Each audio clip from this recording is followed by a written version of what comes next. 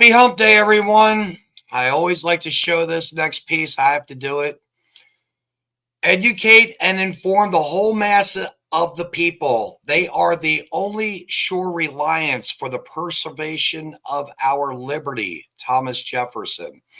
As always, I always have to open up with my Pledge of Allegiance. Join me if you will. You know, I pledge of allegiance to the Constitution of the United States of America and to the republic for which the flag stands, one nation under Almighty God, indivisible with liberty and justice for all. You know, folks, we are so far right now away from the Constitution, it's not funny. And I'm going to move on with, of course, my quote. Here we go. Hope you like it. Don't waste your time with explanations. People only hear what they want to hear. Paul Cielo. Now, I'm going to do something a little bit different. I like to try something a little bit different. So a friend of mine sent me a joke, and it was very appropriate for, again, this quote. I'm going to put the quote back up so you can keep this in mind. A teenager asked his great-grandfather what the secret to his longevity and good health was. Well, I've always made it a point to never waste my time or emotional energy arguing with idiots, his elder replied. Highly skeptical, the boy countered, "Oh, come on, man. That can't be the real reason." And his grandfather shrugged and said, "Yeah, you're probably right." Again, I can't make this stuff up. I just can't. In the meantime, I have a very special guest coming on. This gentleman has been in the radio industry with, I believe, with the network that he's, the radio company that he's with, syndicated radio station, 104.1 FM out of Springfield, Missouri. I want you to welcome a wonderful man. I've only been in contact with him now for about a month. And I have to tell you, a very like-minded man. He believes in the Constitution. And we have a call-in line for you to ask questions, so feel free to do so. But in the meantime, Tom Martz, come on down. Good morning, or good afternoon, good evening, something like that. You know, that's funny because you are on it early in the morning, aren't you? Well, yeah, we're on between 7 and 8 in the morning. We do a live remote broadcast from a place called Scrambler's Diner on the south end of town, and the Nick Reed show that's his between 6 and 9 hour Monday through Friday. But on Friday for about the past, I know it's a good 10 years with him, every Friday morning from 7 a.m. until 8 a.m. we have an hour-long segment where we discuss the Missouri Constitution, we discuss Missouri legislation, we discuss the happenings of the local, county, pretty much local government, school board, state government. We kind of avoid the federal government. And then even before Nick Reed, I belong to a taxpayer advocacy group here in Springfield, and we had a 7 a.m. until 8 a.m. Monday morning show where we would go on with a different host, and we would discuss the things that were coming up on the city council agenda. And I would really like to see in my travels, I'd really like to see more of the local radio stations that have a local host. Maybe somebody reach out to them and say, hey, let me have 15 minutes where I can promote to the people what's happening at a school board or a local city council or a county commission, or talk about legislation that's working its way through Jefferson City. The better we're all educated, the easier it is for us to understand what is going on. Well, not that I'm expecting or wanting, but I would like to, you saw the intro a bit. What did you think of that intro as far as for the Constitution, this Constitution, Truths and Consequences program that we're trying to initiate here on the Common Denominator Network? What did you think about that, all in all? I liked it, but I think you're missing one slide. Go ahead. I think there should be a slide of the Anti-Federalist Papers in that intro. There you go. Well, we're always wanting to improve, and we do need to improve. And thank you for that. And I mean that. Thank you.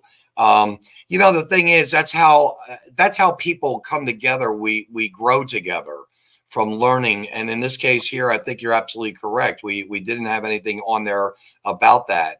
And so again, I thank you. So right now we're in a how would one say it? We're in a sticky wicket in this country. And I see and hear constantly the challenges of and I'm going to say it like this, the Democrats that hate America are literally shredding the Constitution in pieces. Is that what you possibly see as well? Well, I'm going to tick a lot of people off, but I see both political parties shredding the Constitution to pieces. It goes back even further than my lifetime, but I think one of the areas most recently would be the Patriot Act in 9/11, and that wasn't done by Democrats. That was done by George Bush and the Republicans, and it gets worse and worse and worse. And because of what I do with the Locke and Smith Foundation, I stay political neutral. Mm-hmm.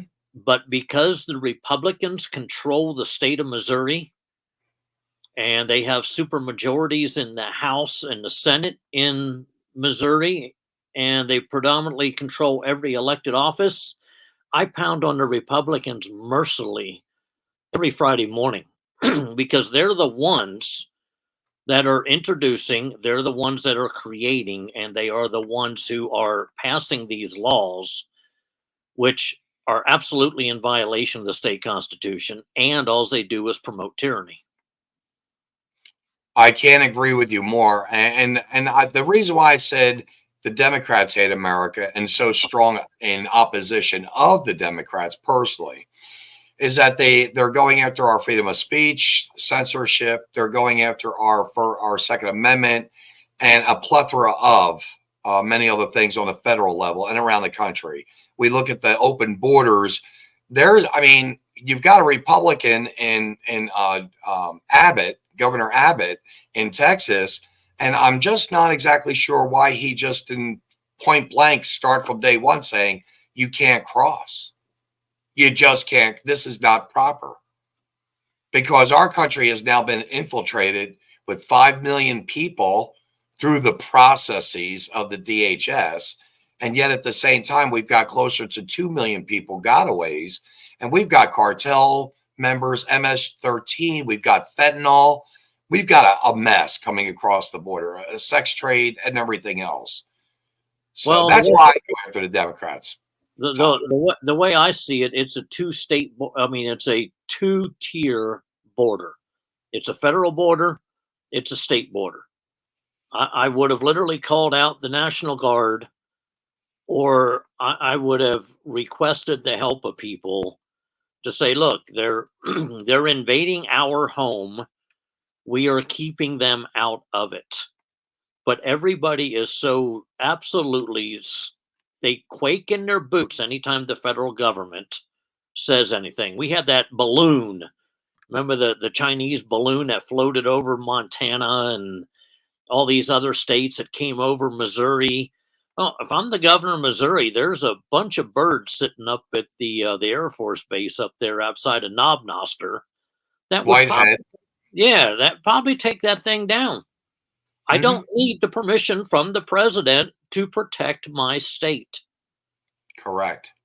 So we have a system where I liken this country to the Titanic. We're sitting here, we're sinking, and we're going to argue on whether the captain is a Republican or a Democrat. It makes no difference if they were a Republican or a Democrat. Somebody hit the iceberg and we're going down. Whether or not it's a Republican, Democrat doesn't make any difference to me, because I don't see a whole lot of difference between the two political parties, except for when it comes to abortion and guns. Other than that, they both endorsed their own versions of tyranny, and George Bush and the Patriot Act has pretty much steamrolled us since 9/11. Yeah, it has. And you know, the thing is, how is it what is it that the people have to do to get these people, and I'm going to say it like this, removed from office? I mean, how come we can't just technically say, you're fired? You're not doing a good job. You're not protecting and serving the people as you're supposed to by the elected position we've given you and the oath that you've taken. The problem is the oath is no longer a moral oath. It's a legal oath. Most people look at it and go, yeah, I swore an oath, but no big deal. I have protections. You know, the government has the people with badges and blue uniforms and firearms to round us up to make sure that we don't get out of control. We actually have Article 3, Section 15 in the state constitution, which gives the people the right to remove office holders. The problem is who do we have as a police force? We have ourselves. And as soon as you walk into that state senator or that state House of Representatives member to evict him from his office because he is in violation of his oath, I don't think it's going to work out the way the people planned for it to work out when they went up there. Right on. It appears as though we've got a caller online right now. Yeah, he's making me hungry. His first name's Heath. Go ahead, Heath. Let's hear you, brother. Vincent? This is kind of weird. Yes. Oh. Vincent, can you hear me? Yes, sir. Yes. Okay, there's a little bit of a delay. Gentlemen, I'm calling. I am a Missouri resident, and I am fighting a battle with our local school board. And our school board has, when they were sworn in, they swore an oath of office like any politician should do. And I don't believe that they're upholding their oath of office, but there's nothing that I'm capable of currently doing other than complaining loudly and voting them out in 3 years. Why in Missouri can we not recall elected officials like school board members? And is there anything that I can do to hold them accountable to their oath of office? And just to quickly say, they're passing policies, for example, that forbid me from recording a public school official in school in a public building. And they're just creating policies that I believe violate the Constitution. Thank you. Here's where I come down on that. We've gotten to the point educationally, we've gotten to the point where the government, and by the government, I'm talking about the people in the government. So when I say government, I'm talking about the people that we elect supposedly to represent us, and also to supposedly the only manner in which they can create laws is contained in Article 1, Section 2 of the state constitution. It's for life, liberty, pursuit of happiness, and the gains of our own industry, equal protection under the law, and it also specifically states that if this is not adhered to, government fails in its chief design. We've been educated to believe that those people are our bosses. We have allowed them to become our bosses because we don't do anything. We also know that we don't have a police force behind us. If we had an actual sheriff in any of the counties, and don't think that we have constitutional sheriffs here in the state of Missouri, because we do not. They were created legislatively, therefore they can be decommissioned legislatively. But if we had any sheriff who actually adhered to their oath of office, the first person within that county that decided not to adhere to an oath would be removed. Article 3, Section 15 says so. The problem is you've got a lot of people who walk around in black robes who have decided that's not what that means. Or they have implied their own interpretation to what it is. We're supposed to be a government of the people. We're not supposed to be a government of certain people who control the rest of us. Well, Tom, let me toss something at you. You and I have spoken, and we don't know each other well. You know that I have aspirations to perhaps have the opportunity to represent the Constitution Party and run for governor's office. So I want to toss this at you. Wouldn't it be the county commissioners who uphold the executive branch of maintaining the law? Therefore, wouldn't it be the county commissioners that we could possibly go to say, listen, there is a law that's set in place. We need to work with the deputy sheriff's department, and we need to arrest them or charge them. Can't we go that route? Couldn't and let's just say I'm not the governor, but couldn't the governor say that to the county commissioner and the county commissioners? Because they are the executive branch of the county. They are the ones with that power, I believe. Well, the problem with that is there's this thing called non-delegatory principle. Now, we specifically state in the Missouri Constitution that all legislative authority comes from the duly assembled legislative body, meaning the House and the Senate. That legislative authority was not granted or given to the county or the city council or anything of that nature by the people. It was given to them by the legislative branch. They took an authority that we granted to them and they delegated it to somebody else, when in reality they didn't have our permission to delegate it to somebody else. It would be like if I loaned you my car to go to the grocery store, and then while you're at the grocery store, you need to go in and go shopping, but you see a buddy of yours who needs to go across town. Now, I gave you my car under the auspices that you would go to the grocery store, you would get what you need, you'd hop back into my car and come back. But you say, well, wait a minute, while I'm grocery shopping, this guy needs to go on the other end of town. I know him, I trust him. So you give him my car keys to take my car to the other side of town to do what he needs to do. So he comes back, he gives you the car keys back, you come back to me, give me my car keys back, and you act as if nothing ever happened.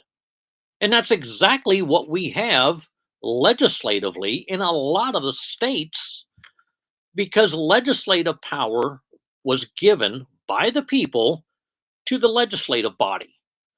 Didn't give it to a county, didn't give it to a city, didn't give it to this, didn't give it to that. We didn't give it to this agency. That was given to them by the legislature. They delegated authority and bypassed asking the people to give them the authority to do that. And that's pretty much what we've been dealing with for 100+ years. Then with that being known, with that being said, the way you just said, and by the way, very good example of how to understand.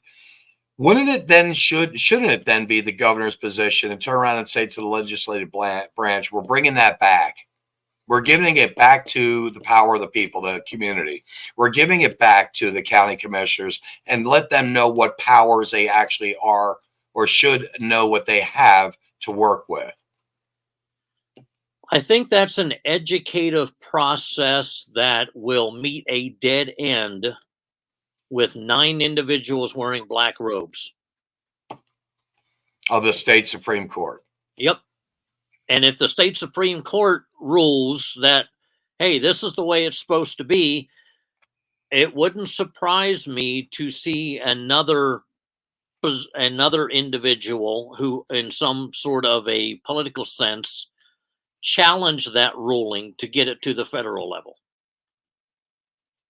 It's all about control. It's all about power. It's all about how the government gets to control and gets to manipulate you to make sure that you comply with their mandates. Show me anywhere in any constitution that the government has the authority, or they were given the authority, to mandate that you must be vaccinated. I own my body. Yep. No, the old my body, my choice thing here. My body, my health, my choice. Yeah, you can't dictate to me that you have the authority to inject me with something because it's for the common good or it's for public safety. Yep. Here's one of the books I have used to understand constitutions. If anyone can see this is a Samuel Johnson 1755 dictionary. Really good book. And this one is Webster's 1828 dictionary, which you can buy online. Our local retail bookstore here called ABC Books carries these for me because she knows that I use them in teaching Constitution classes. And she actually has a section in her bookstore that she has set aside for the books that I use while I'm teaching Constitution classes. And we have slowly but surely, year after year after year, have been educated to believe that we are to be controlled by our next door neighbor because we elected our next door neighbor. I mean, I have this little criteria where I won't vote for anyone unless I know for a positive fact that that individual at some level outside of his professional life has done the things that he says he's going to do once he's elected. If you've never stood up at a city council meeting, you've never went to a county commissioner meeting, you've never went to a health board meeting, you pretty much have stayed on the couch, you've watched football, you've watched baseball, you can tell me every single batting average for the St. Louis Cardinals from 1950 to the year 2023. What have you done for liberty? What have you done for freedom? Why should I vote? Why should I, in reality, waste my vote for you? Because you have not shown me, or anyone for that matter, that you're willing to get outside of your comfort zone to go represent yourself or to represent your neighborhood at one of these governmental functions. And that's just it. It takes involvement. And you would think today, especially with education being, and I'm going to say it like this, with education being so indoctrinated, and I mean between the SEL, which is social emotional learning, gender identity, even to the point that you do this in the school, but you don't do this at home, and they have their little safe spaces.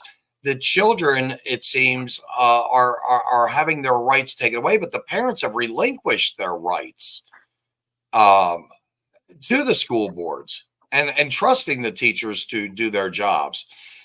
Heath here had said earlier, the states have forgotten the 10th Amendment, and we have indeed been taught to obey the federal government and defer to them. How do you feel about that statement? Well, actually, I'm a huge fan of the 9th Amendment. That's the one that nobody knows and everybody forgets if they do know it. But now you and I both, from my understanding, you and I both went to school in Pennsylvania. We were both raised in Pennsylvania. So do you ever remember in any of your junior high or high school classes in whatever Pennsylvania school that you went to, do you ever remember studying the state constitution? Personally, no. There's a reason for that. It's to make it so that you believe that the federal government is supreme. Now, I think it's Article 6, maybe it's Article 7 of the U.S. Constitution does say that the The law, the United States Constitution is the supreme law of the land, and any law that is made in pursuance thereof. Problem is we forget the in the pursuance thereof. They obliterate the 10th Amendment. They obliterate the 9th Amendment. They've been obliterating the First Amendment for God only knows how long. You can go back to the 20s and 30s when they were obliterating the Second Amendment, the Fourth, the Fifth. I mean, these were supposed to be, I don't think they should have been called Bill of Rights. I think they should have been called the Bill of Restrictions. These are areas where the government, you cannot do this, and this. But through the process of time and all these different court opinions I've read, and you brought up something a minute ago about how parents relinquish the duties of their parenthood of their children to the schools. Well, there's been court cases that have the opinion has actually said that once you drop your kid off at the front doorstep of the school, there are certain areas where then the school is and does become the parent. You know, we home educated our kids, probably the smartest thing we've ever done. Now, at the time, I was an over-the-road truck driver, so if you want to talk about tiny house living, try to have 2 small kids and a wife in a condo Freightliner. Wow. You know, driving 48 states in Canada. But we were able to educate our kids in a manner where they understood that they don't have to be complacent to or adhere to things that they don't arbitrarily agree with. I mean, I'm one of those people who do not believe that the driver's license is constitutional. Now, it is if you're operating in commerce, but if you're traveling between point A and point B to see grandma, explain to me within the confines of the Constitution where that authority for a driver's license comes from. It's not public safety. And you know, that's something I've always said. It seems to be it's a privilege that's bestowed upon you. It's not a right to drive, but a privilege to drive. Well, but it's a right to travel. And you can travel in any manner that you see fit. So if I hop on my bike and I pedal over to my in-laws' house, or if I hop on a horse and I ride that horse over to my in-laws' house, I can use the same public thoroughfares that I'm using when I hop in my vehicle and I travel over to my in-laws' house. What's the difference? The difference is finances. It's all about money. It's all about money. You got insurance, you got car tags, you got licensure, you've got the property tax. It's I mean, the last state to implement a driver's license was in the 1950s. So it had nothing to do with public safety. It had nothing to do with public welfare. Matter of fact, if you go back and research it, Missouri was one of the first states to issue a driver's license. You had to go down to the government office and pay 50 cents, and they handed you a piece of paper that said, here, you have the privilege now of driving your vehicle on the public thoroughfare. That wasn't about public safety. It was about revenue. Yes, in fact, Heath even said this here on the driver's license are a massive revenue generator for the states. And you know, you've got inspections, like you said, registrations. You have your taxes on the vehicle, and all that money. By the way, this is what we're led to believe. All those funds that we get just from the DMV within the DMV of the state, I believe it's technically supposed to go towards the infrastructure of the roads, bridges, so on and so forth. And yet we see, like, I live at a HOA. 5 years later, my roads are worse than they were before I moved in. And the saddest part about it is I don't see anything happening to where they're going to get any better. And yet our lot dues go up in our little community.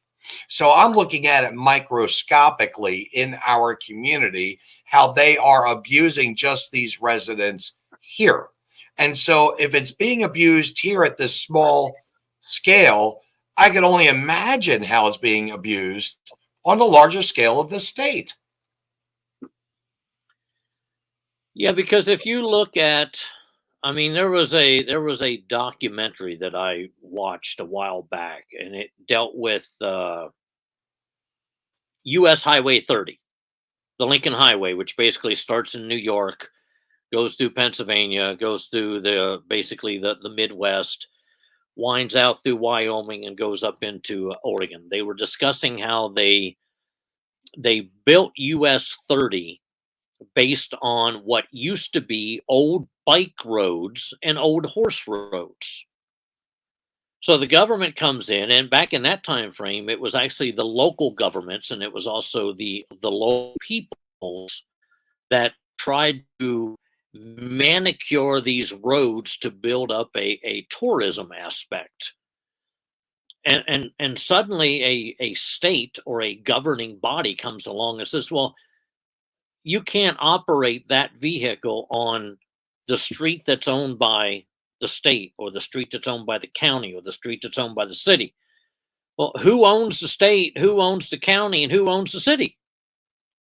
The people do. But yet we've been instructed and we've been told year after year after year after year. And you talk to any elected official, well, I work for you. You know, you tell me what needs to be done. I work for you. Well, I've got at least 12 years of reviewing legislation, and I have seen many pieces of legislation that would actually benefit the greater good of Missourians, one of them being last year's gold and silver bill that was obliterated by the Speaker of the House, or the leadership of the House, by allowing nothing but Democrats in the House to basically filibuster it until it was dead.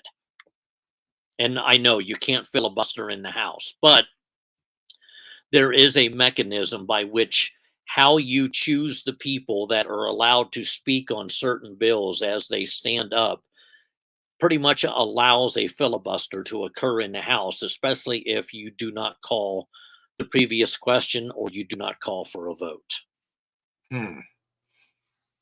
Okay. That to me, it almost seems unfair. It just seems unfair. Go watch any documentary, whether it be PBS, whether it be, you name the company that does it, and just sit there. Let's say it's an hour and 15 minutes long. The topic is government. I guarantee you will hear the word democracy at least 20 times. I agree with you. We are not a democracy. We're a republic. We have never been established as a democracy. If you want democracy, then go to a country that democracy was incorporated as their foundings for government. We happen to be a representative republic. And the one that I was actually watching today was discussing how Trump manipulated voters using algorithms through this company that was funded by some billionaire hedge fund guy. And they were discussing how it is that he knew and his team knew that he wouldn't win the national popular vote, but he could win if he took the Electoral College. Now, at least 14 times when they were discussing this, these people were talking about our democracy. And I'm thinking, wait a minute, you're actually explaining one way of how it is that we're not a democracy, because in a democracy, you don't have an electoral college, but yet you continue to use that word. Mm-hmm. And it's done in a manner, I believe, to keep people to the point where they believe that their vote matters. I mean, I'm on a kick right now to get the primaries removed off of the ballot, because that's not an election. It's a selection of a political party. Political parties are corporations. They are private parties. They should not be using taxpayers' money to figure out who it is that gets placed on the ballot for the general election. Yeah.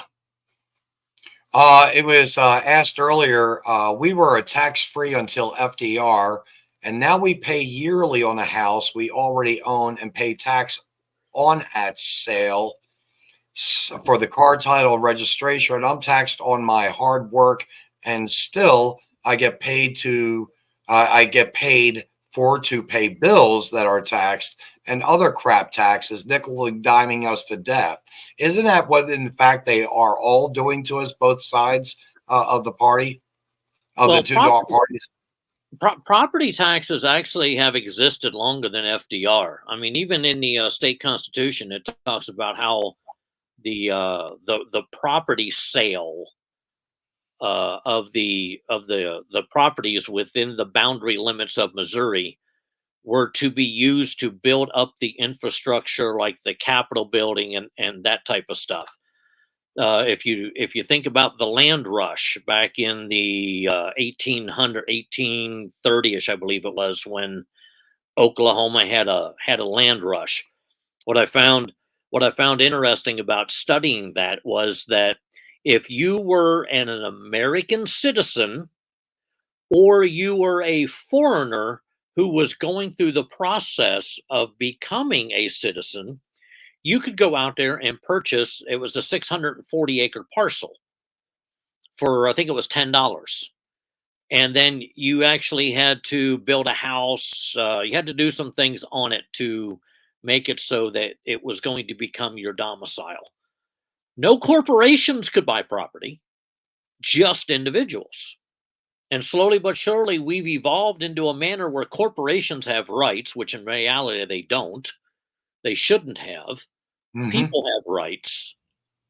The people within a corporation have rights, but the corporation itself, in reality, is a fictitious business entity that's created by all these individual people. And all those individual people have rights. They don't have rights as a corporation.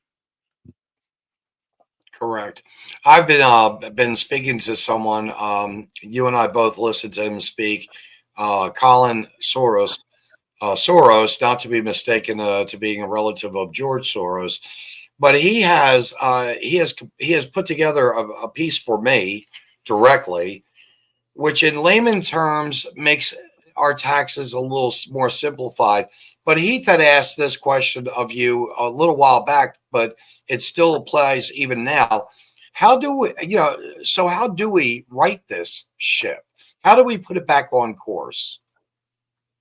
I hate when that question is asked because nobody likes my answer. There are 4 boxes, and I think the first 3 have failed. There's the soap box, there's the ballot box, there's the jury box, and then there's that other box that comes equipped with cartridges. And I think, in all sincerity, the only way this gets righted is to bring about that box. Wow. I don't see how it's going to manifest itself in any other way. I mean, you think about it. You got all these cities and all these municipalities. They're like I saw an article this morning that Branson is putting more license plate readers in their police vehicles. So if you're parked in a shopping mall, if you're parked on a side road, if you're parked in your driveway, these scanners will literally pick up your driver's license, your plate number, and it will list all the information about you right there on the officer's car. About 15 years ago, the one of my sales reps over in Tulsa, we got off a little bit early, and he says, "Tom, come on, I want to take you to a place, and you're not going to believe what happens over here." So we could kind of go onto the west side of town. We're not in an area that's really seedy, but it's not ritzy. It's not the slums. So you've got Super 8, you got Best Westerns, you've got like Holiday Inn Expresses, you got those types of motels there. So we parked in a parking spot, and I said, "Well, what am I waiting for?" He said, "Just watch, just watch." So about 10 minutes later, a Tulsa PD car pulls up. I said, "Okay, what's going to happen now?" He said, "That officer is going to walk in to that motel. They are going to hand over to that officer the registry of who all is registered in that motel. He's going to come back out and he's going to run everybody's info on his computer, and then he's going to take it back into the clerk." No, there's no way. You've got to be kidding me. And about 35 minutes later, I watched it all go down. And not once, but on several occasions. Now it didn't start out this way. You know darn well that what ended up happening is somebody was given the directive, "Hey, let's see if we can get these motels to release under the guise of public safety their registry of who's registered in their rooms. And that way, if there's anybody in there that has a warrant out for their arrest, we can handle it right then and there." And I would bet the clerks at first were hesitant and said, "No, we can't do that." But over time, you kind of twist a little arms, you make a couple threats, and the next thing you know, these people are just willingly handing over a registry list of everyone who is in their motel room. Mm-hmm. Or you can do it the other way, which is you make such good friends with them because you're letting them know that it's in the public safety interest that we do this. So they, like you said, they can either go. It's a double-edged sword. They could go and strong arm the hotel staff, or they can butter them up and make them feel safer. Oh, well, guess what? Vinzent Cooper has a warrant for his arrest and he's in room 304. Okay, listen, this is what's going to go down. Boom, boom, boom, boom, boom. And then they get notoriety, and the hotel is kind of a safer place to stay than the Super 8 down the street, more or less. Yep. Yeah, I can see how that would be. I can see how that would in fact go down. So did you by chance get to see anyone arrested on that little mission? I did not, but I did get to watch what went down on 3 separate occasions. And one, it was so obvious that he was bringing the registry of everyone who had registered that day out to his car, that it couldn't be.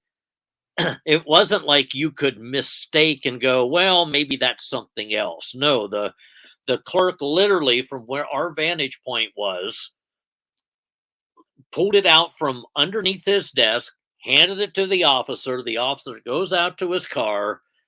Now, granted, they could have determined that maybe there were a couple people there that had warrants out for the arrest, but they'll come back later, after they have backup. They don't want to create a scene because if nothing else, then that gives that motel a bad name. But they could come back possibly in the morning.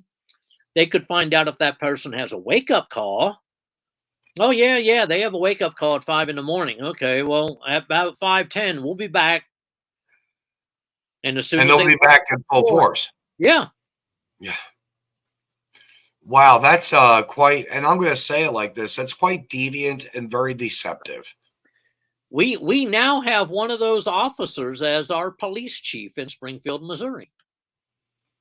And he has been our police chief probably for about almost a decade now.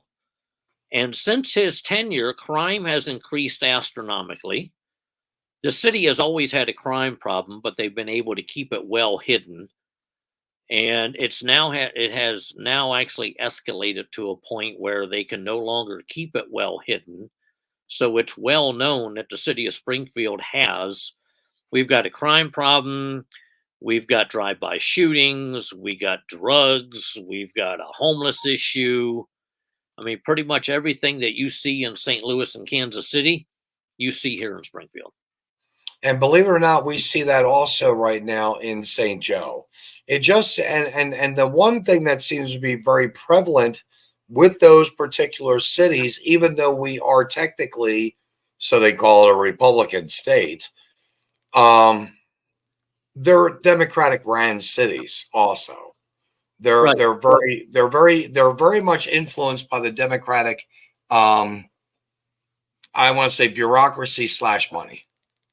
You know, they and for myself personally, my number one concern of leadership is, of course, law and order.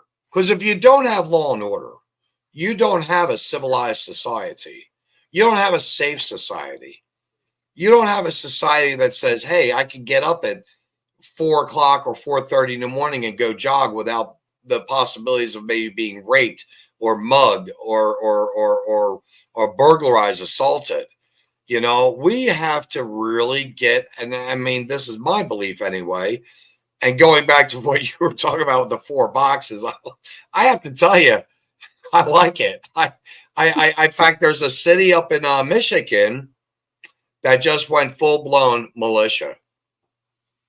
The city said, if you're 18 years old on up, we are now a militia city. And I know I've got it somewhere in my saved stories, because you just can't make it up there. I mean, this is Michigan. You would have thought that the militias would have started, personally, I would have thought that they would have started in California, Arizona, New Mexico, or in Texas at the border, saying, hey, you know, you guys can't come across like this. This is wrong. But here in Michigan, at the top of the country, center, you know. Well, see, I call Democrats the Team Smurf cult. Since they're blue, the color of them is blue. I figured what better thing to call them than Smurfs. However, you brought up the fact about law and order. Let's say that you're an individual who does like to jog, but during your jog, every single morning at a different location, you get stopped by the cops to figure out why it is or who it is or what it is that you're doing out on the street at that time of the morning. Where is your, eventually you're not going to be okay with them stopping you.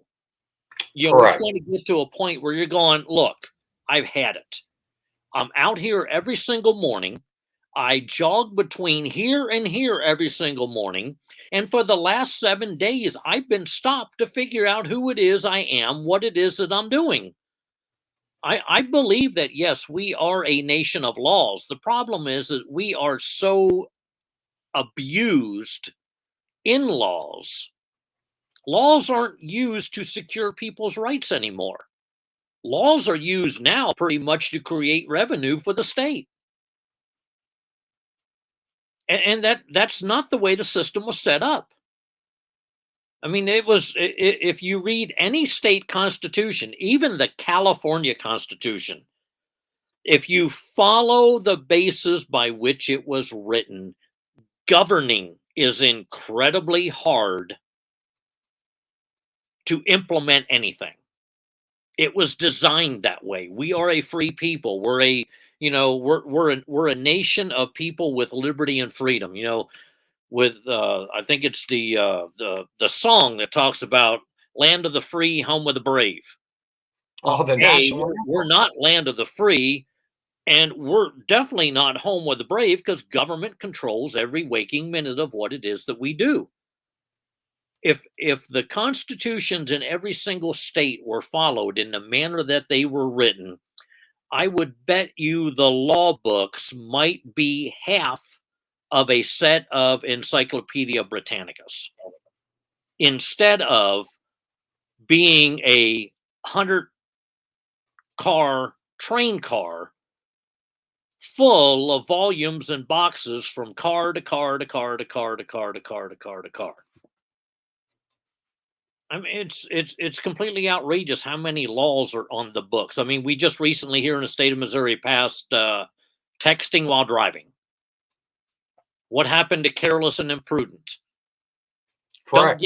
Don't give me that you can't write a ticket for somebody who keeps going over the lane and swerving into oncoming traffic.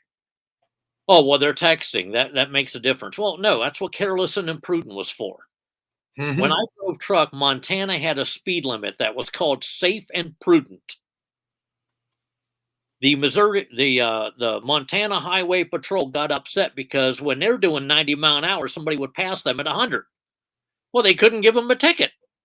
Not, maybe in the wintertime, but in the summertime, that person was doing what they felt was safe and prudent. So the cops lobbied the legislative body, and then all of a sudden now the speed limit's 75.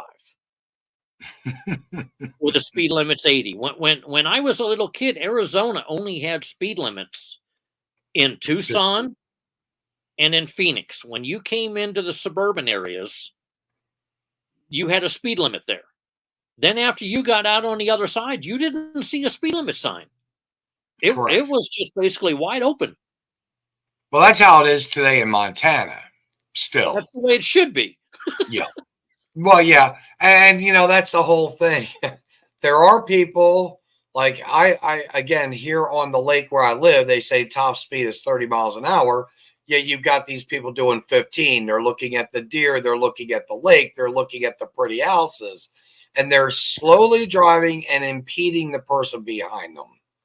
And that can every bit, a slow driver, I've always said, can be every bit as much a danger as a person who speeds. No doubt. Because they're frustrating the other person behind them, which creates that form of what they call road rage. Again, you get that. That's another new ticket that they're beginning to hand out, road rage, which people are guilty of. But the thing is, people, to me, it's just the simple respect. You have to have respect of other people. And so many people don't want to have that respect. They're so self-serving. Like you were just saying, they're texting and driving. They don't realize for every moment that they're like this with their phone off to the side, their attention is away from this. And that's when an accident, of course, occurs. And then they say, well, that was the texting that did it. There was a woman, believe it or not, that came up and innovatively came up with a chip that would be placed into everyone's cell phone that if you are driving over a certain speed limit, you could not text. You could still make calls, i.e. a 911 call, because you're witnessing something or you've seen something, but you couldn't text. It just shut the phone down from texting after, say, 20 miles an hour. And I personally kind of liked that concept. I thought it would work. I mean, just something like that. How do you feel about something so small as far as technology? Do you think something like that would be workable with people? Only if the people themselves chose to put that in their phone. Don't put it in mine. I mean, every little step that you take towards tyranny results in tyranny. Oh, and I agree with it. He said, say no to giving government any more power. And trust me, I spent enough time out there on the nation's highway system as a truck driver. It doesn't require a cell phone and people texting not to pay attention. Most people literally do not pay attention now while they're driving, and they don't have anything in their hands. They only see to the end of their hood. Yeah.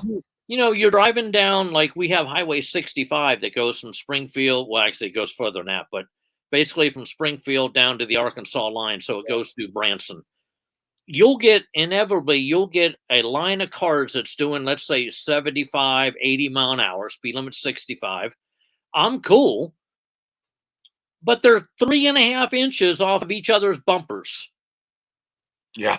Now, last time I checked, probably none of those people have ever driven a NASCAR at Talladega, nor have they ever driven a NASCAR at Daytona. Mm-hmm. So for them to try to make the case that they can drive just as good as a Dale Earnhardt or a Jeff Gordon or a Kyle Larson or any of those other people who do it day in and day out, no, I'm sorry. All it takes is for the guy in the front to lift his foot off of the gas pedal, and the guy in the back is going to implode him. Yep. Yep. That's so funny that you say that, because I've actually told this story, I believe, on here. I know I've told friends of mine throughout my life. I actually rear-ended a woman. Now, I'm going to tell you, when I rear-ended her, automatically one would say, well, Vinzent, you were supposed to have full total control of your car. You should never have hit that woman. And that's really the general consensus. But what I lucked out on was I looked her name up within an hour. I was working at the Ford plant. I looked her name up on Facebook, and sure enough, she was so kind as to allow me to screenshot what she wrote. And she actually wrote this: me and my baby, my newborn baby to come, are going to be so rich. A guy rear-ended me, and I was driving like Danica Fitzpatrick, or whatever that woman's name was, or the auto car driver. And I mean, I was zipping in and out of traffic, almost got into one or two little accidents, but then I got in front of him and lost control of my car. And guess what? I'm going to be rich because he hit me. I took that the next day. Her insurance agent called me, and I told her exactly what happened. And then I said, by the way, do you have an email address? I'd like to send you some information. And I sent it to her. And 2.5, 3 hours later, the agent calls me back and she says, well, Mr. Cooper, I'll have an adjuster come out there to look at your car. And did you sustain any bodily injuries? I said, no. She goes, well, we'll be taking care of your repairs. That I know for a fact. I know for a fact every person I've ever spoken to that's been rear-ended, it's always been the other guy's fault, or if they've rear-ended someone, it's been their fault. If that woman had not written that, Tom, I would have had that on my record for the rest of my life. My only accident in my own personal vehicle is a rear-end accident, where we have these new, and I don't know how many people have them in Missouri, but we have these things called diverging diamonds. So you're actually, when you cross over, like when we cross over the interstate, you switch the side of the bridge that you're on. Mm-hmm. And that way, when you transition off of the interstate, you're at a yield sign. So if you're turning right, you get in, you can stop. But if you look to the left, you don't stay in traffic, you can go. If you're turning left and traffic's not coming, you can just continue out into the flow of traffic. Well, I watched this lady, and as I'm coming up the ramp, I had glanced off to my right, and I realized that the traffic coming my direction was at a dead stop. They had a signal light. They couldn't go nowhere. She started. I took one glance again to make sure that they still had the signal light. Then she stopped. So I ended up hitting her bumper. And then she gets out of the car. What'd you hit me for? And I'm like, what did you stop for? And she tried to tell my insurance agent that I must have hit her about 20, 25 miles an hour. Now, I couldn't find any damage to her car. Really couldn't find any damage to my car either. There wasn't even so much as a paint scratch. But I had asked my insurance agent, I said, well, hey, that vehicle I'm driving has airbags. So at what speed do they implode? He said, well, let me look that up. So he looks it up and he says, well, your car 5 miles an hour. I said, then explain to me how I'm still driving my car. The airbags on neither side exploded.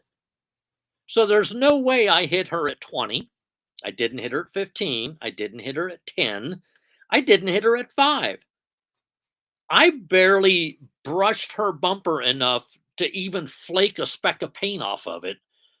And she was basically trying to make it so that I was going to be, the old whiplash. And of course, she was going to get rich quick on this poor kid. But I don't think she got a dime. But I did have another issue where a lady, I was riding bicycle with a buddy of mine. And we're coming up through an industrial park. And I'm wearing blaze green. He's wearing bright blue. we've got the right of way, and we're coming up on this road that it turns right. So any traffic coming out of it can only turn left or they can only turn right. There's no straight across. And as I'm pedaling past this road, I hear my buddy yell, but I don't know what he yelled until I kind of looked to my right and saw something white about ready to impale me.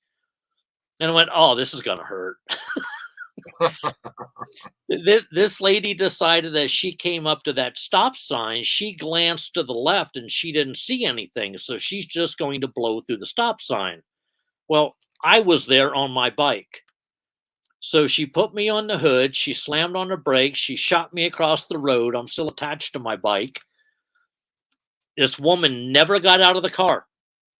Never even walked over to me to find out if I was okay. She didn't do a darn thing except sit in her car. When the cops got there, the cops asked her for her driver's license. They asked her for her insurance card, which was expired. So she had to get one off of the internet, which wasn't expired.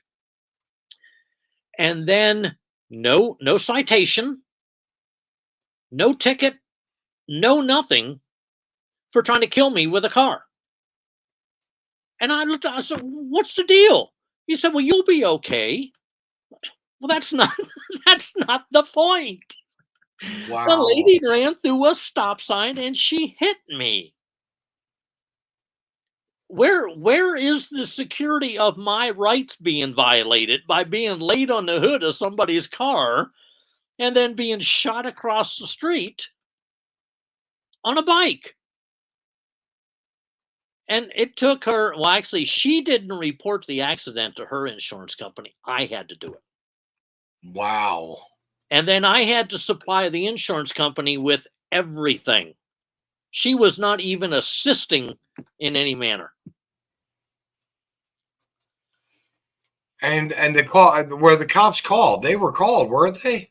Oh yeah, they were called. Literally when I got her insurance card and I got her driver's license, I took photos of her car, and I had told my buddy Jason, I said, look, just go ahead and call the cops back and tell them not to worry about it. I got all the information I need.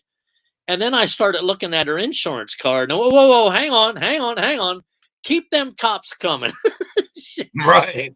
She's got an expired insurance card, and I'm not paying for whatever it is that I'm going to have to go through, because I could feel my hip, my knee, my ankle.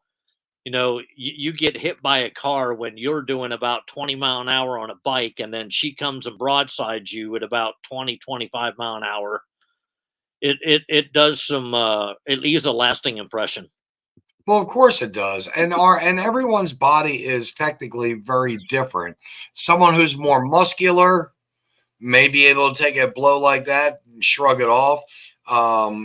And someone who is an average person or a let's say not even average, they're not a muscular person. They're very skinny, thin, so on and so forth. And they get into that situation. They could have gotten hit.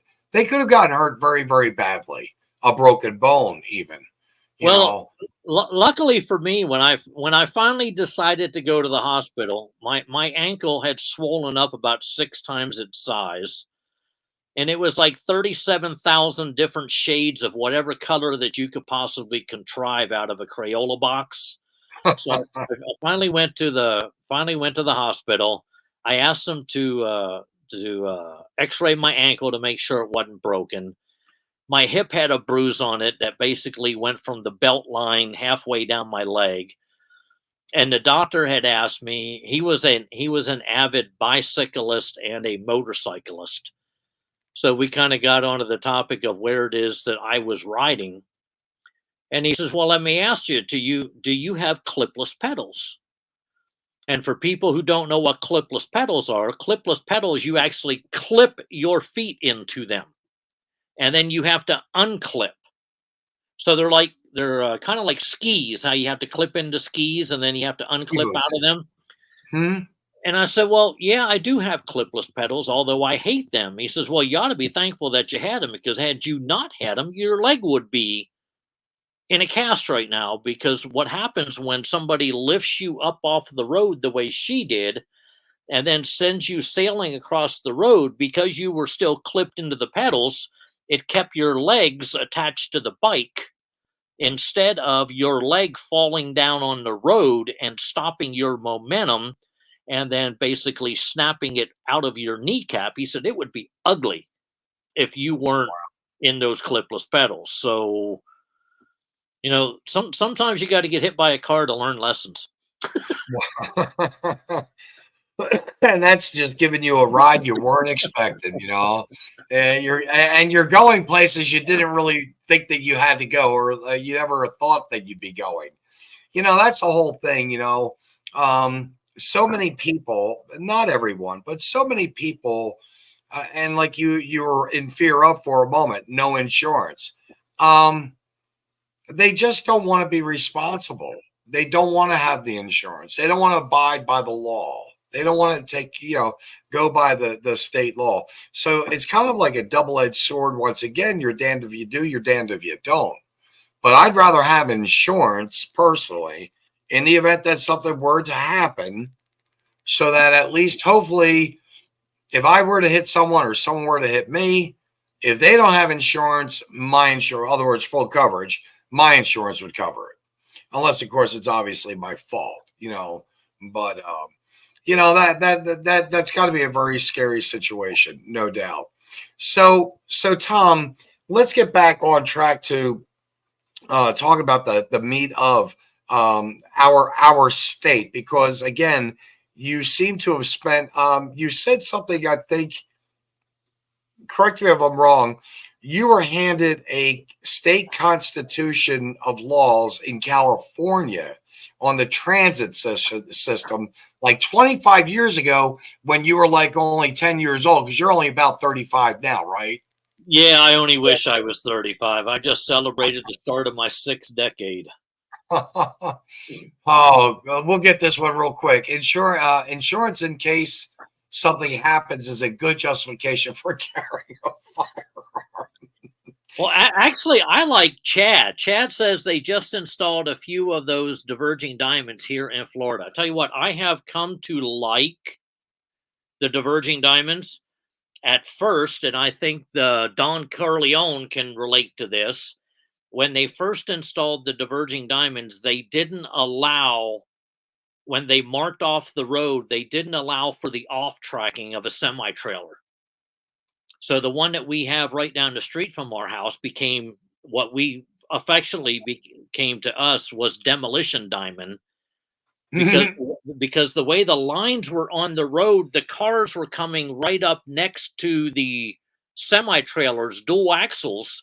Well, the trailer would off track over the line, and the next thing you know, it's sitting there rubbing away on somebody's driver's side door or fender or back door or rear quarter panel, and it was a royal mess. And MoDOT knew all along that the roads weren't marked correctly, but it took them about 3.5 months to come back and go, well, maybe we ought to design these a little bit different to allow the vehicles that are 75 foot long to be able to navigate them easier than the vehicles that are only 27 foot long, which can navigate just about anywhere. Well, I'll tell you what, I'm very glad you picked up on that. My bad, by the way, everyone. I figured since we had already gotten past, how do you like this one? I think I'm gonna clip you here. And since we had already gotten past the diversion, but diverted diamonds there, Chad. Actually, Tom went back to it. So here we are. Again, that was pretty good. I'm glad you did that, Tom. That caught me completely off guard, because I really don't. Sometimes with the comments, we're not keeping up, or the comment just doesn't get to us in time, and we've moved on too. But again, I hope it's okay now. I'd like to get back to our state constitution, how you got involved with California, and how this became a passion for you. Well, I used to ride, for anyone who's been to California, like into the Bay Area, they have what is called Bay Area Rapid Transit. And I used to work in San Francisco. And the funny thing about where we lived out in the Concord Walnut Creek area, if I left my house at 5 o'clock in the morning, I could literally be to San Francisco in under 30 minutes. If I left my house at 5:05, if I made it to San Francisco by 7 o'clock, I was amazed. Just that 5-minute time frame, the amount of and the volume of traffic that would hit the highway between Concord and Walnut Creek and all the other little towns down through there, it's only 35 miles, 38 miles max from where I live to downtown San Francisco. And I started riding BART. And I became an avid reader of Clive Cussler. And then I became an avid reader of Dean Koontz. But one day I'm really getting into this Clive Cussler book, and I always sat back on the train. So I'm beside a door and I can see who's walking down the hallway from the other door. And this gentleman, no disrespect, kind of had long hair like you do. He had it pulled back like you do. And he had this little Fu Manchu mustache. And he had this satchel of books with him.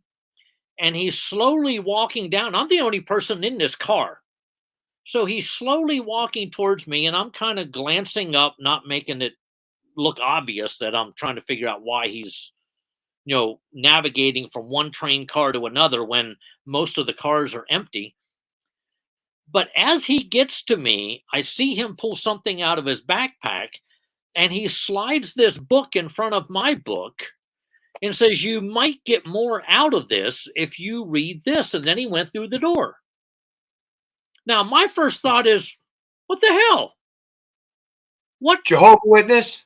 Yeah, what just happened to me here? I'm minding my own business, and I've got some dude who has decided he's going to invade my space, and he drops this book in front of me. And yes, I was thinking Jehovah's Witness.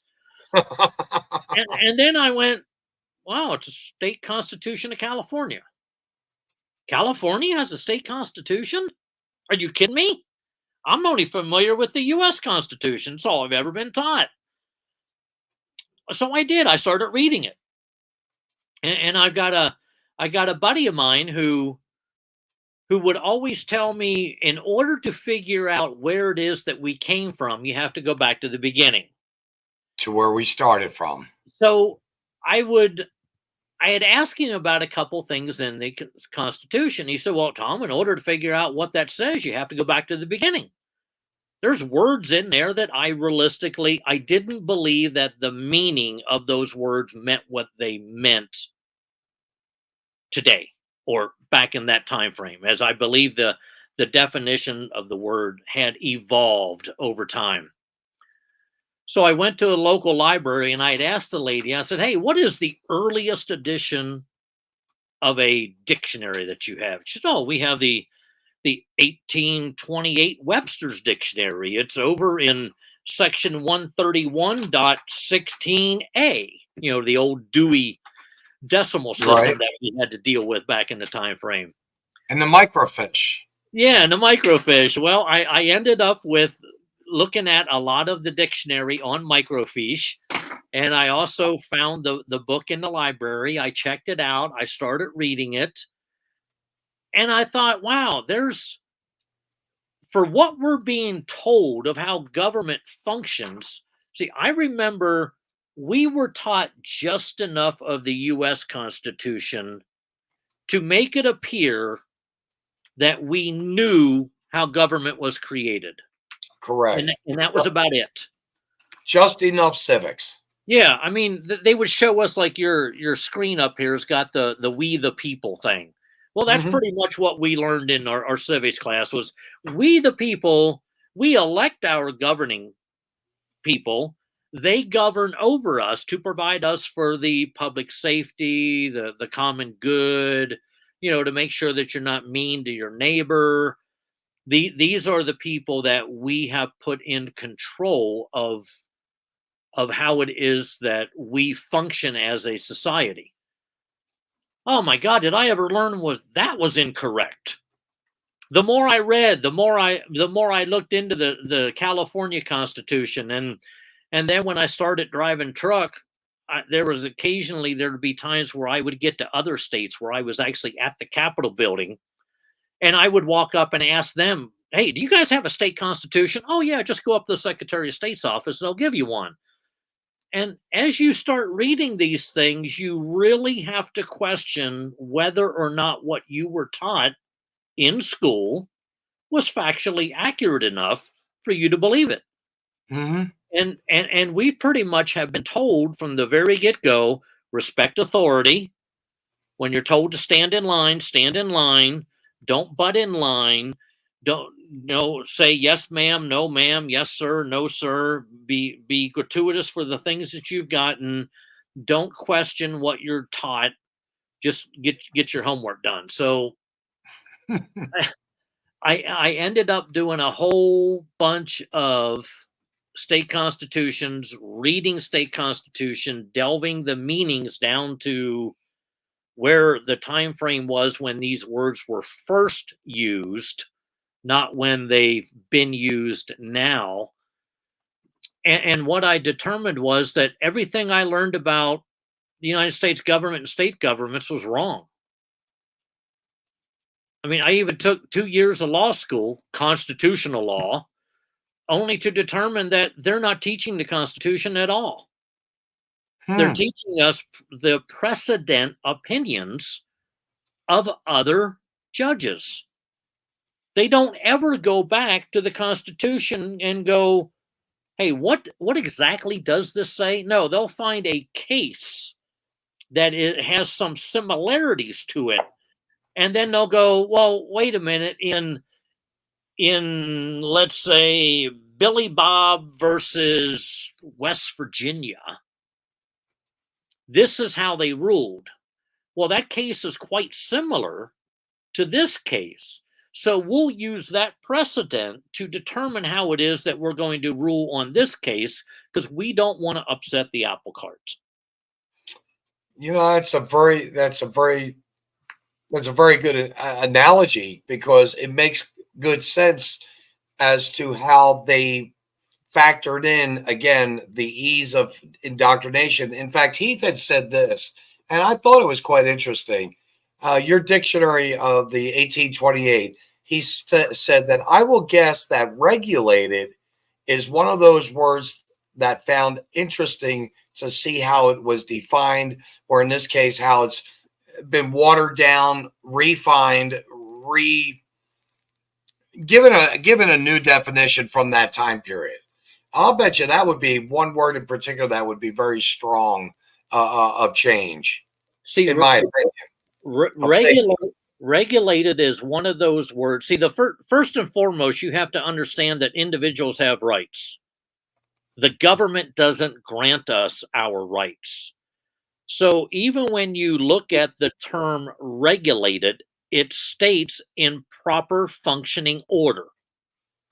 Who has the right to a firearm? The individual.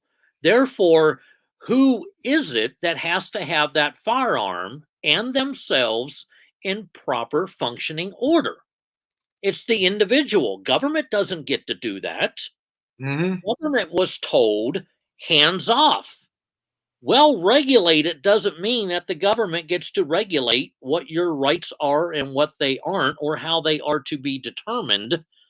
Regulated meant that you as an individual, you as a member of the militia, you as a member of whatever it is that you're a member of, you are the one who has to maintain your fitness, your stamina, and to make sure that your firearm and you are in proper functioning order should you be called upon to use it. It was not for the government to do it. No, it's for you to be responsible and accountable.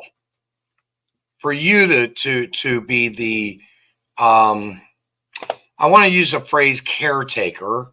That may not be the best word to use, but for you to be the one that encapsulates and makes sure that you're being, again, responsible, and you're making sure you're doing the right thing. You're holding yourself accountable.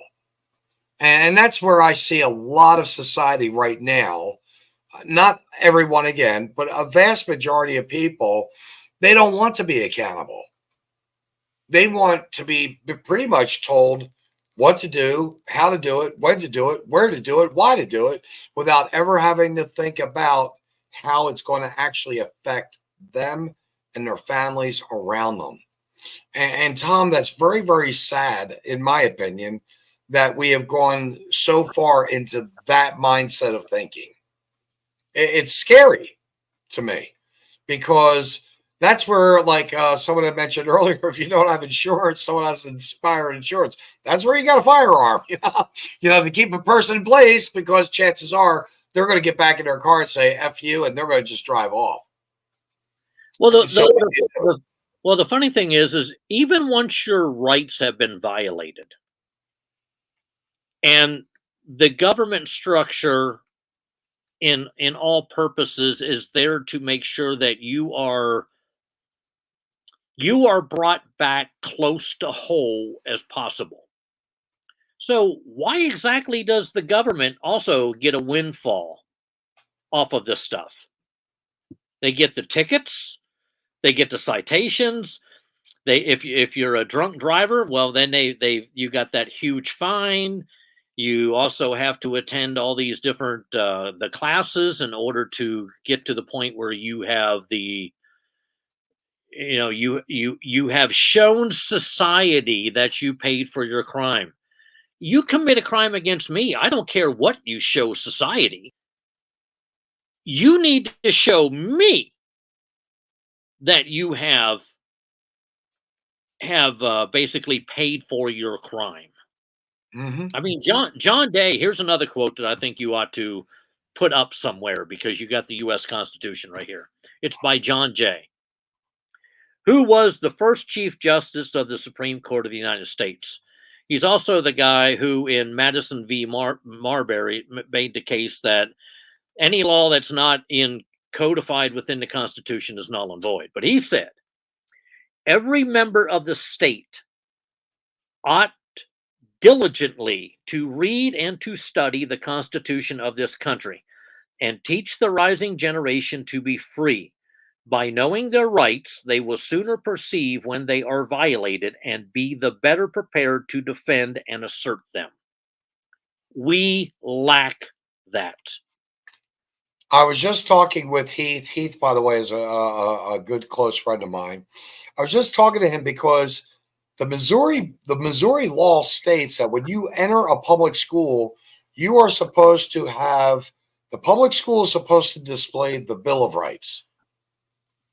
And we don't have a Bill of Rights in the school. In fact, you're lucky if you can find a flag in the school. You're going to lucky be going into a school that will even allow for the Pledge of Allegiance, or just a 2 to 3 minute silence of prayer. I mean, you just don't have that anymore. Again, all of that has been removed. The moral fabric of our society has been removed by, in this case, the educators of our children, the people that have them for 8 to 10 hours a day, thinking that they are. And I used to have that mindset. I used to believe 2.5 years ago, it's changed a lot, Tom. I used to believe the most important people in our society, and I can't even believe I'm going to say this, because talk about really having a new look at this.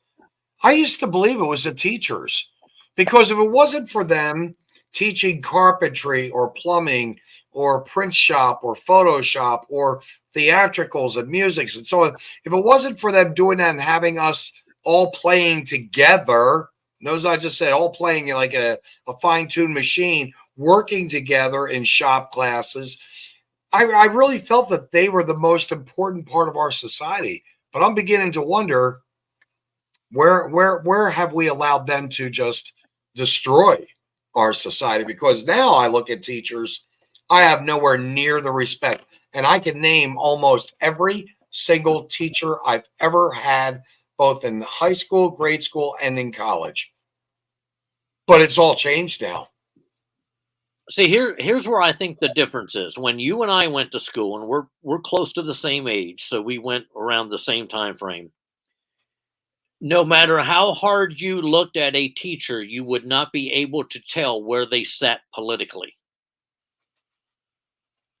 Now, you within the first 5 minutes of listening to somebody talk, you can almost specifically, you would be probably 95% accurate in where they sit politically simply by listening to them talk.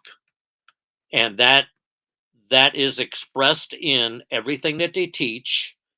One of the benefits that I found by riding bike is there's these great things that are called podcasts now that I've really tuned myself into. Like I've listened over and over and over again. I've listened to the Anti-Federalist Papers. I've listened to the Federalist Papers. I've listened to all these different, somebody will read the Magna Carta. So, and that's what I hope to do with my podcast. I want to be able to actually create a audio book of the Missouri State Constitution. That way people don't have to, if they don't want to, they don't have to sit down and read it, because it's absolutely nauseating to read the state constitution. And if anyone thinks ours is bad, I welcome them to read Alabama's, because it's 3 times our size. Yeah. It's absolutely miserable. But I would like to start, and because of the Locke and Smith Foundation, because it takes us so long to do what it is that we do, we only have like I'm still not done scoring the spreadsheets. So I got to get that tabulated and done. But after meeting March, April, May, June, July, August, September, October, November, you get to the point where you need a break.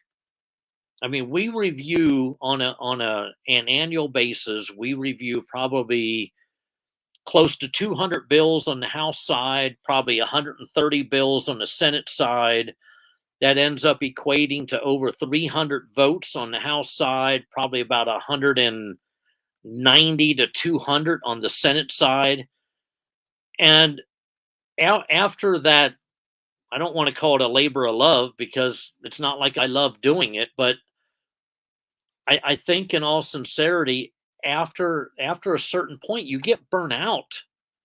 Mm-hmm. So in order to start something different now, and I've told the wife for the last 5 years I wanted to do a constitution of the podcast of the state constitution, not only ours but all of them, and then make them available to all the Secretary of State's offices and say, hey, look, I've done your constitution. You can link it onto your website. Find somebody when your constitution changes to go in and edit what has changed, so people can stay and maintain up to date. Yep. But after, with the Locke and Smith Foundation, after it takes us 10 months, 9 months to do what it is that we do on an annual basis, you get burned out. You just want to sit back, put your feet up in the air, have the cat lay on your lap, and just pet the cat, listen to it to purr, and think, wow, somebody loves me. That's so funny, because I have a cat 14 months later, finally sat in my lap last night for the very first time. 14 months in this house. I was panicked a minute ago because ours walked into my wife's office, which is where I'm at. You can tell we're remodeling behind me because of all the wallpaper and stuff is gone. But usually she likes to jump up on this desk, and right where I have the computer sitting is where she drops her body. And there have been times where I have been doing stuff on this computer. She'll come up, sit right down on top of it, and I have no idea what she does with what I was working on, but I'm never able to find it. That's so funny you say that. When I left you into full screen for a moment, that's because I had to exit to get my one cat out the window and then come back and sit down. Well, how do you like how do you like our little soldiers right here that I'm pointing to? I was just looking at those nutcracker. They look like nutcracker soldiers. They are nutcracker soldiers. They're 5.5-inch ceramic pots, or no, I think those are They're like 2 feet. Yeah, they're 2.5 foot tall. Yeah. They're 5.5 inch round ceramic pots. We've got a couple that we made out of 10-inch ceramic pots, so they're about 4.5, 5 foot tall. And then we've got a bunch that we made out of like the little 2.5 inch ceramic pots. Okay. But yeah, they're all hand painted. We got into making them for Valentine's Day, St. Patrick's Day, the 4th of July, Christmas. We have yet to figure out how to do a pilgrim and a pilgrimette in that type of thing. But once we get it figured out, we'll have those too. That's nice that you take that time to, and that's what you have to do. You have to take your time sometime to break away from, as you were just saying earlier, break away from the monotony, the struggle, the painstaking going through everything. I do want to hit a couple of these because, especially this one here, I'm going to open up with. Don Corleone had said, Reagan, the scariest words of an American can ever hear is I work for the government and I'm here to help. In fact, the other day, the Department of Education, the secretary, his name was just on the tip of my tongue. He blotched that up to say that, we're for the government, we're going to help you.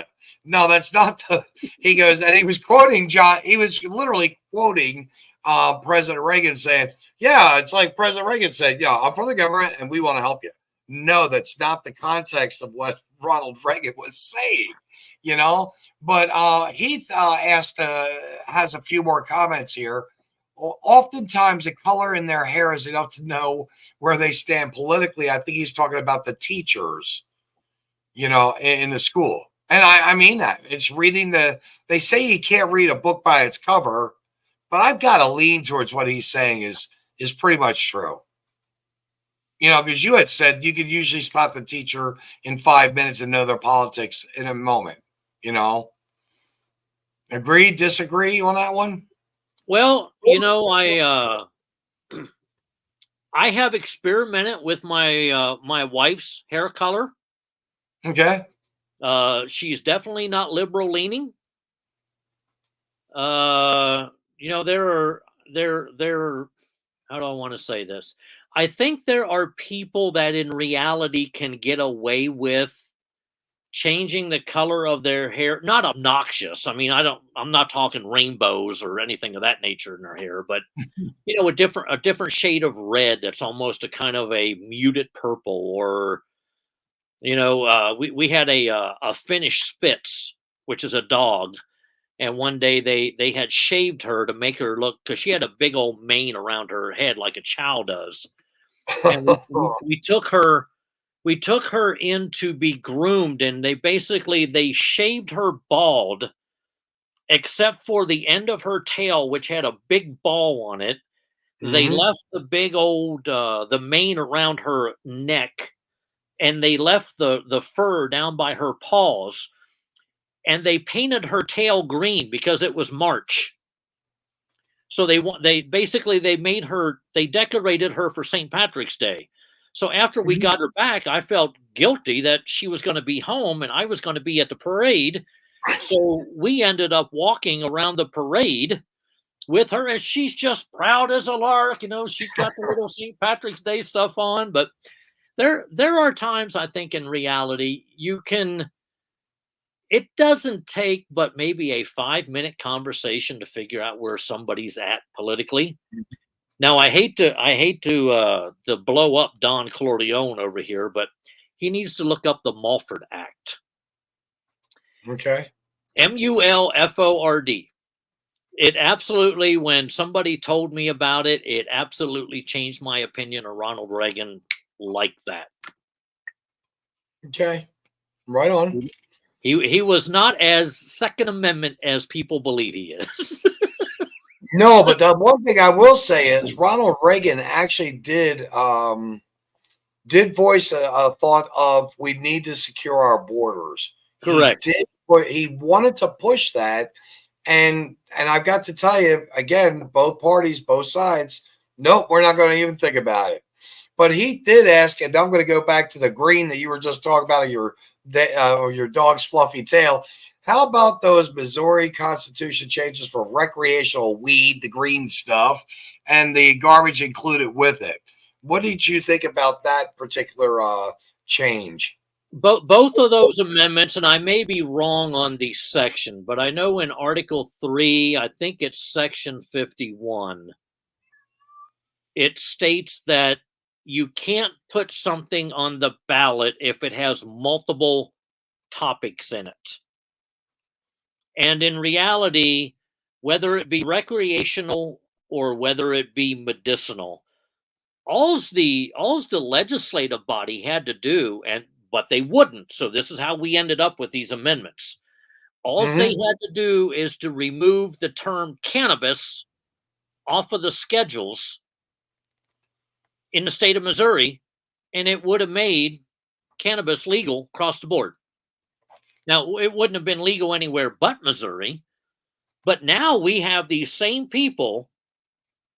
For the last 2 years, our legislative body has tried to pass a law where if you work in the weed industry, in cannabis, that you have to go through a federal background check. What's wrong with that picture? Where is weed still illegal? At the federal level. Yep. So if you're requiring people who work in cannabis to go through a federal background check, all you're doing is you're giving the federal government a complete database of everybody to come in and arrest. Yep. And you're also making money again on that, because I guarantee you, when you have to go through that, it's kind of like being a bartender. You have to pay in the state of Missouri, at least in certain sections. I know down in Kansas City in particular, in order for you to serve liquor, you've got to pass a background check, and you've got to pay, I think it's $25. And I know it doesn't sound like much, Tom, but the thing is, it's $25 here, it's $25 there. It all builds up when you've got, 2,000 bartenders in the city. And that's just that right there. It all adds up. Okay. And so you're looking at, again, it's just the machine. You're feeding that money machine. And with that money machine, of course, comes that power. And that power is where we, the people, I feel, we have relinquished our power to the government blindly across the board in saying, hey, guess what? Yeah, I guess we got to pay those taxes. I guess we have to do that, and so on and so forth. Wow, nice calico, but you tell me. Yeah, this is the Tana. Zatanna. Gotcha. She is like the Tasmanian devil.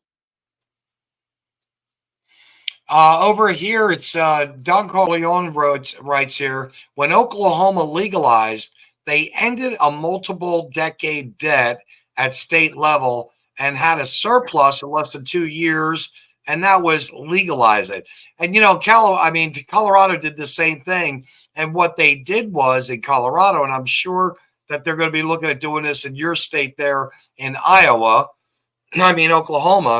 is that they're going to end up giving the taxpayers some money back. And the taxpayers are going to think this is great. But the reality of it is, with inflation the way it is, they're just only taking that. And gas, heck, that $250, that's all gone within a week and a half. Well, I don't know. I don't know what Oklahoma's state budget is. I only know ours. Ours is about $51 billion, of which 25 billion of that comes from the federal government.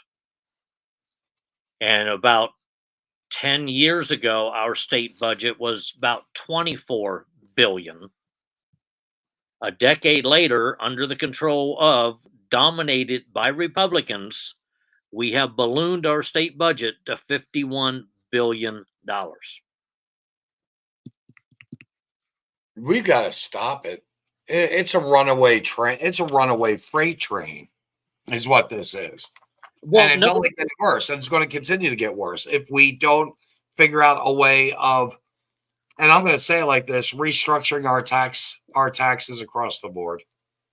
Nobody wants to remove themselves from the government teat, meaning the federal government teat. Mm-hmm.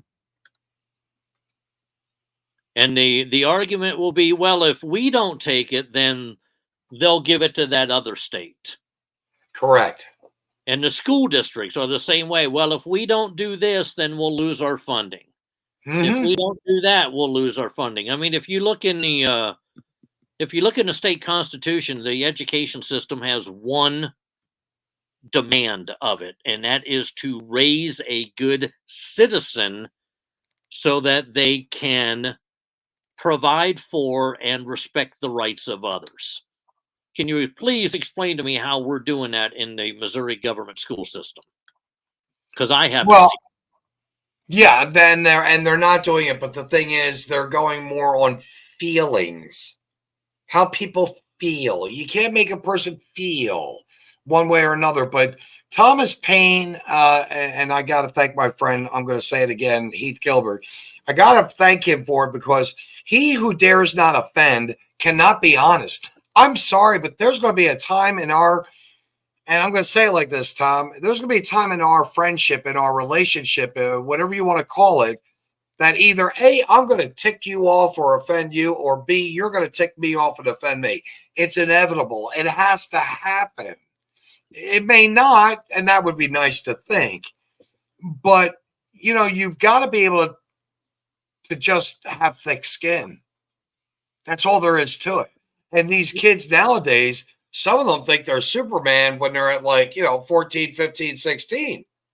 I mean, they've got no respect for elders. They have a mouth that's just absolutely, and I'm going to say it like this. I mean, I'd rather eat out of a dumpster in the back of a Red Lobster than listen to these kids talk to the way they do to their parents.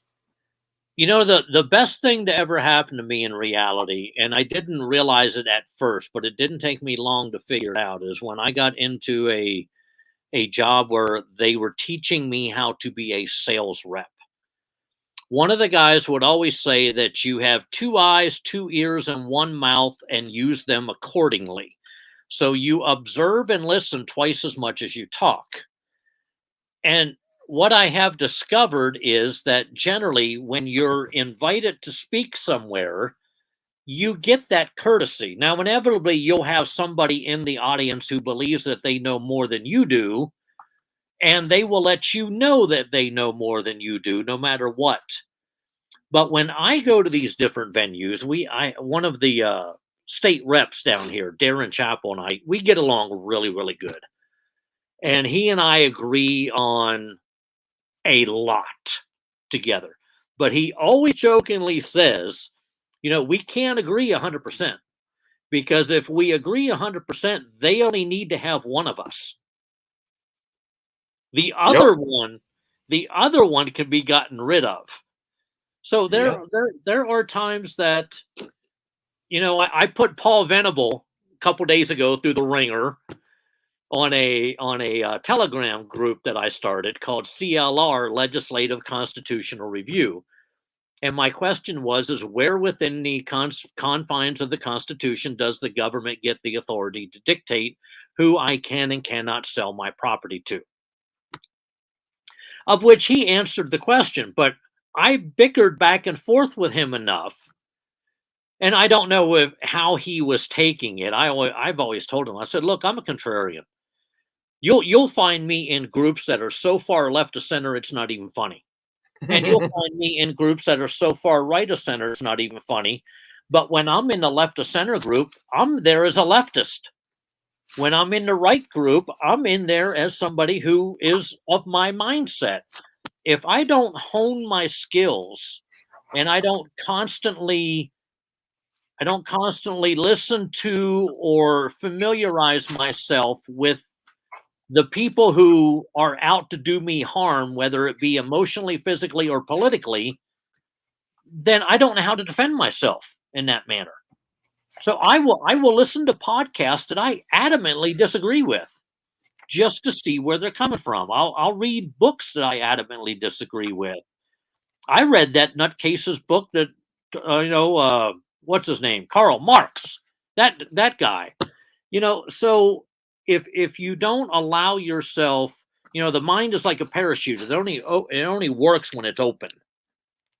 And we've gotten to the point where we become so close-minded. We're on X side, and no matter what X says, we agree with it. Kat, if you shut off my computer, you and I are going to have a long discussion. Well, you know, it's funny that you're actually that you just said that, because you were from Pennsylvania. I was from Pennsylvania, and I just wanted to pick out a couple quick notes. When you were in California, were you there around '89 with the earthquake? Yes. Matter of fact, the office of the company that I worked for was 2 buildings away from the Loma Prieta highway structure that collapsed one on top of the other. Oh my Lord, you ready for this, Tom? You're never going to believe this. First, Clyde Cluster. I listened to his audio tapes. He's got some good stuff. Second, the BART system in San Francisco, of which I started taking once the earthquake hit, by the way, after it hit, because I had to work down at the St. John's Hotel at the Mama D's restaurant, and I was supposed to be on that bridge at 5:05. It happened, the earthquake. I was supposed to be down with a band session, of which we were going to be opening up for the Grateful Dead, but I was in a studio that asked me to stay an hour later, and I was living in Martinez, as you said, Concordia. I think it's Concordia? Concord and Walnut Creek. Isn't this amazing? I mean, 1989, October 19th. See, I was actually working that day at the Pac Bell building in downtown San Francisco by the Embarcadero Centers. And I had driven over to our office at least 3 times that day to get stuff. So I was back and forth on that Cypress structure 3 times. I was actually in the building when the earthquake hit. And the most eerie thing I have ever seen in my life, because when we left San Francisco, eventually we had to go across the Golden Gate, and then we had to go up to the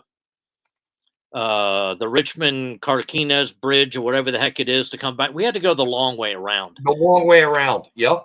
But when you're looking in your mirror and you don't see a single light in the whole entire city of San Francisco, even though you know that it is probably the most lit city of any on planet Earth, it is the most weirdest thing to look in your mirror and go, where are all the lights?